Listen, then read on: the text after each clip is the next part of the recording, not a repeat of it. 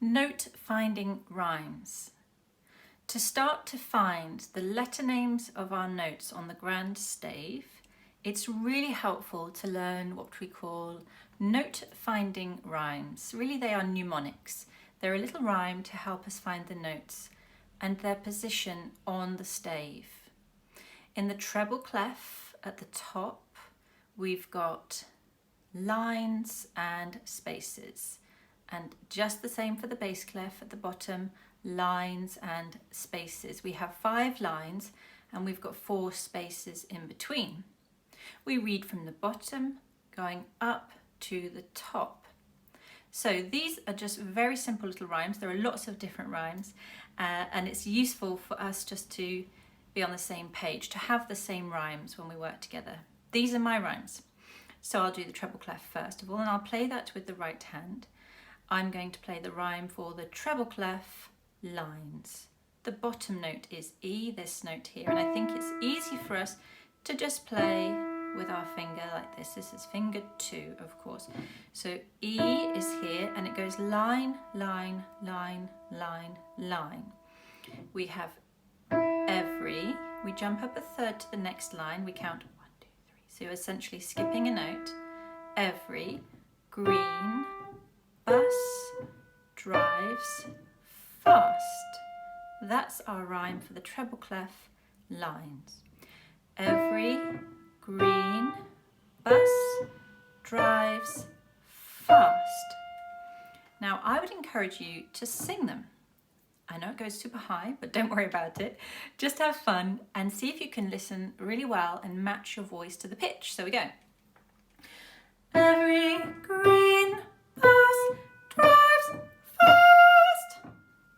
And then in the spaces, the bottom space, the first space there is 1 note up from E, so it's F. We jump up in thirds again, space to space to space to the space is up in thirds, 1, 2, 3. So actually it already spells F, A, C, E. The treble clef spaces spell face. F, A, C, E. Okay, so bass clef. Down we go into the lower register of the piano or instruments. So I'm going to, here's middle C, down an octave, and I'm starting here on the G. This is the bottom line of the bass clef. G, and we will move up in thirds for line, line, line, line, and so on. Here's the rhyme that I will use. Granny's been dozing for ages.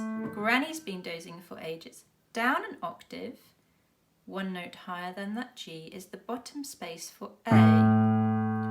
Our rhyme, all cows eat grass. All cows eat grass. So that's how they work. That's how they are positioned on the grand stave, the treble and the bass clef. The treble for the upper, higher registers of the instrument, the bass for the lower registers. It just so happens that's easier for our hands.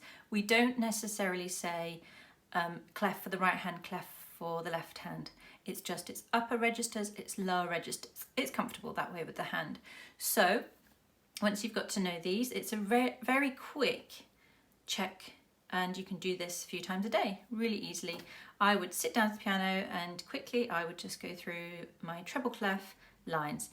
Every green bus drives fast, and spaces, F, A, C, E. So you do a really quick check, and bass clef. Granny's been dozing for ages, and in the spaces, all cows eat grass.